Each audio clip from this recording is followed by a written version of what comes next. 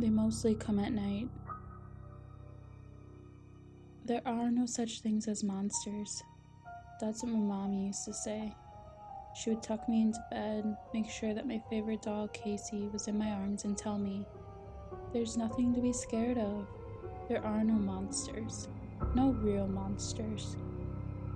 She would whisper these words to me mostly at night, because that's when the monsters like to come out. At night, when the walls would vibrate from machinery humming in the service tunnels and the sub-basements below. I needed to hear those words when the wind would scream and howl from the unstable air currents and unpredictable weather patterns that came with an atmosphere being charged by the terraforming station. The turbines from dozens of filtration exchange towers took in the cold, alien atmosphere and expelled hot oxygen and nitrogen-rich air, just like the rhyme my daddy would sing to me. Bad air goes in, good air comes out.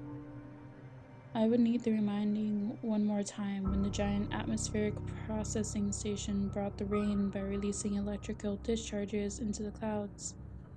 That's when the monsters scared me the most. The lightning and thunder was the sound they made when they tried to get inside. The wind was the monster's voice, and the rain was its nails clicking and tapping on the windows of my living quarters. My mommy would come and make it all better and say, "There's no such thing as monsters." But monsters killed my mommy and daddy. Monsters are real. They were real. And they were here. The grown-ups promised they would keep us safe. They told us everything would be alright and help was on its way. They lied. Our little settlement was so far away, it would take up to 2 weeks for the nearest outpost to reach us. The monsters were clever and patient. When there was only a few of them, they quietly picked off families living in the habitat modules on the outskirts of the colony, the ones whose disappearance wouldn't be noticed right away. As their numbers increased, the monsters began to hunt in packs. It wasn't long before there was enough of them, and they didn't need to hide anymore. The monsters were coming. They were coming for each and every last one of us. The central air processing station was just outside the colony's perimeter.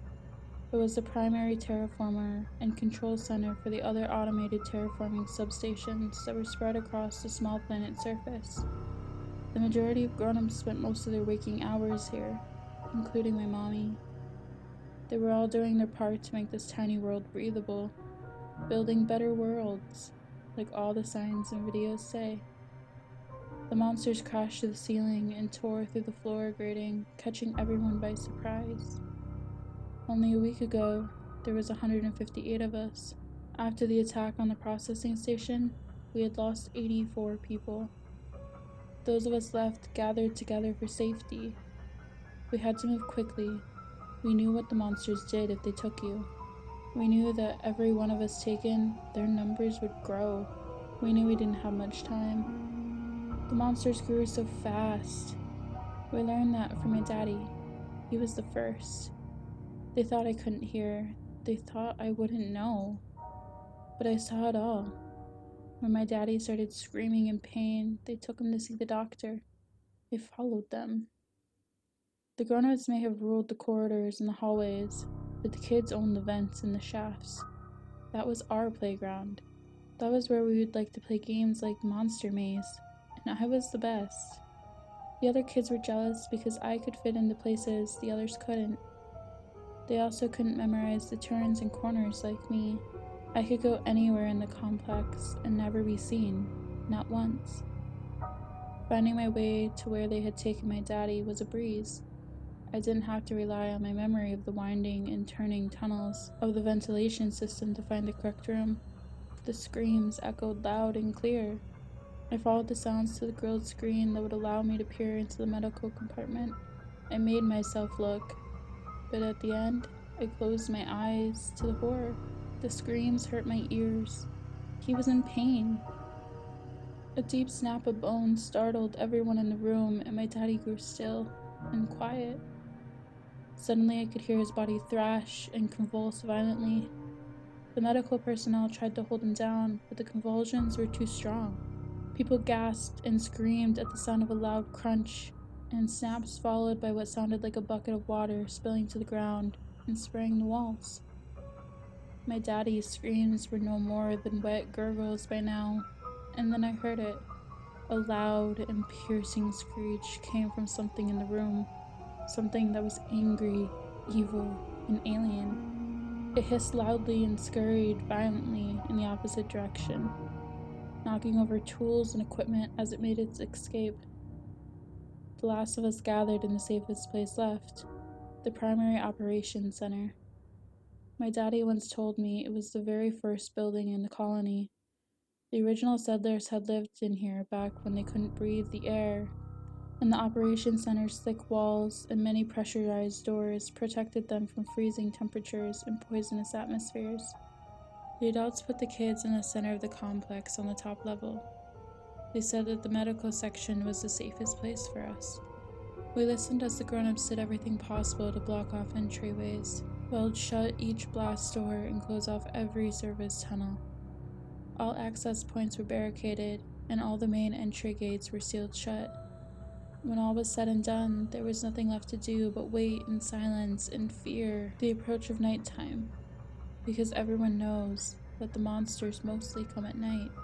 Mostly. The planetoid rotates once every 57 hours. That makes for a very long night.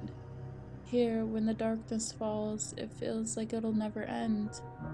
The monsters didn't come the first night, or the second night, but they were there, their large bodies pressed and slid against the outer bulkheads. Powerful talons scraped against steel, and drooling jaws extended and clenched. A piercing shriek would call out and echo in the distance now and then. The monster's cries would startle us, causing screams of fright and tears from most of the children.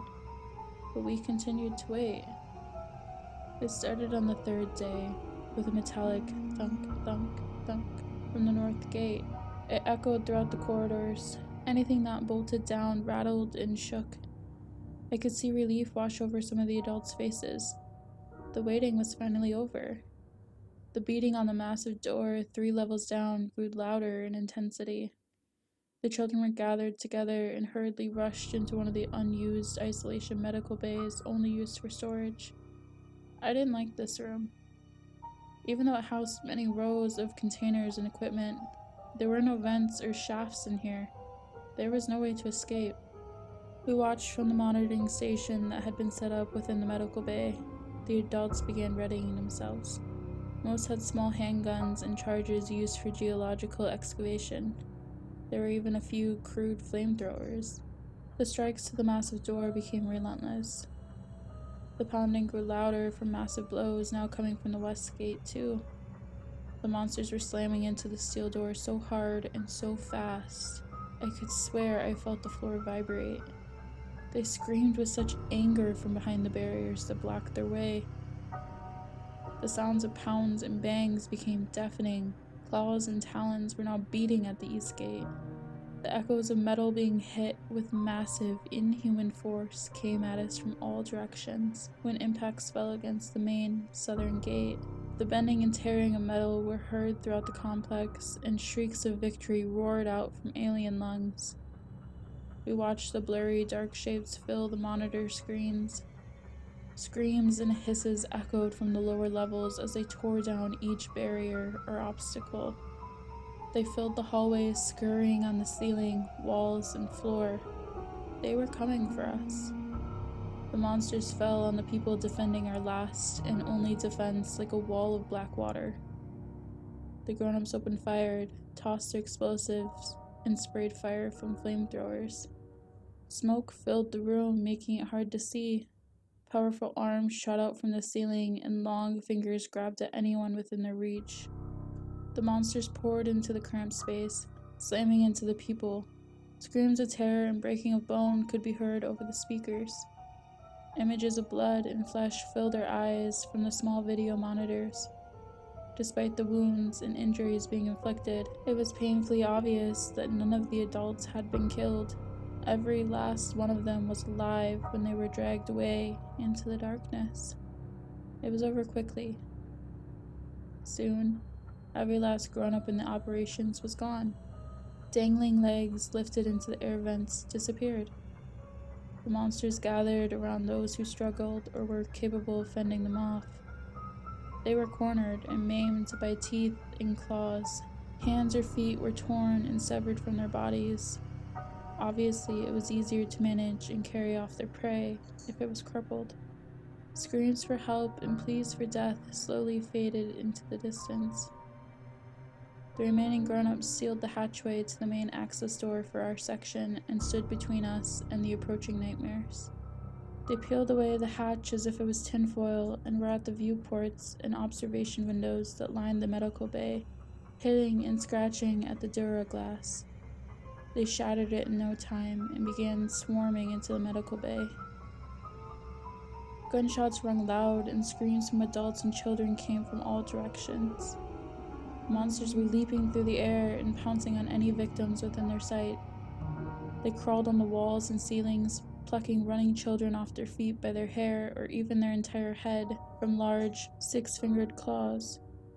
I cowered under an overturned medical bed when I locked eyes with a boy who couldn't have been more than 7. His arms were locked in a death grip around the support beam.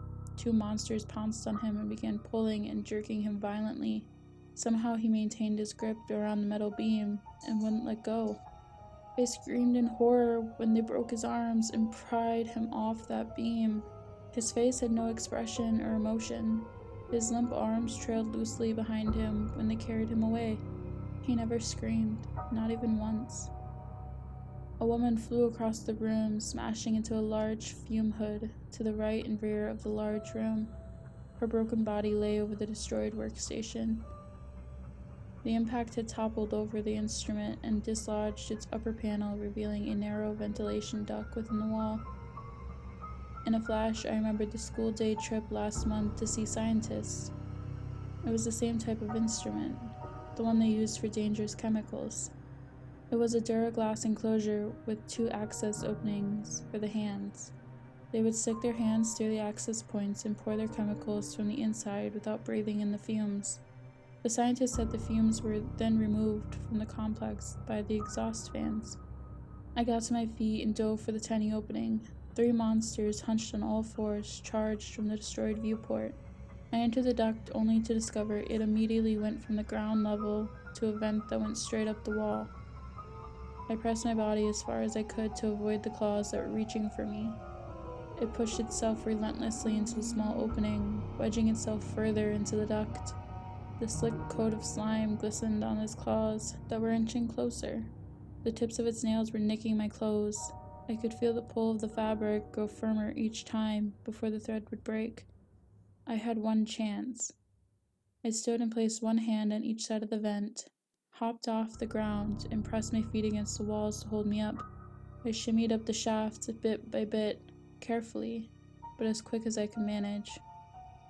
I had made it more than halfway up the duct's distance when the scraping and beating of claws filled my ears from below. I lifted myself into the junction and twisted myself into the opening, and briefly my eyes fell on the monster beneath me. I had never seen one this close. Its arm was extended and wedged under its massive head. The elongated head was cocked at an abnormal angle to face me. Transparent lips were quivering and curled over long and shiny fangs.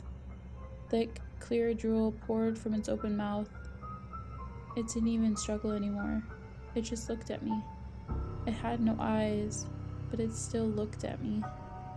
A low and deep hiss began to build within its chest until it was a piercing shriek. It was speaking to me. It was trying to tell me something. It was screaming it hated me. I turned from the shrieks of rage and quickly made my way into the ventilation system. It wasn't long before I knew exactly where I was. I disappeared into the network of ducts, shafts, and pipes, the maze I knew so well. I have been all by myself for 2 weeks now. This tiny sub-compartment cradled in an entanglement of pipes and support strut beams of the environment control system has become my home. The ventilation fans spin above me.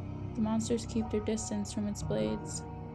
The metal beams and large pipes keep me far out of reach from any monster's claws. I only leave my haven to scavenge for food. I avoid the main conduits in the ventilation system and stick to the smaller secondary shafts where the monsters cannot fit. The monsters rule the corridors and hallways, but I own the ventilation and shafts. This is my playground. That was where I used to play games like Monster Maze, and I was the best. The monsters are angry because I can fit into places they can't. I have every turn and corner memorized. I can go anywhere in this complex and never be seen, not once. The monsters can't see me. Monsters. My mama used to tell me there were no monsters, no real monsters. But there are.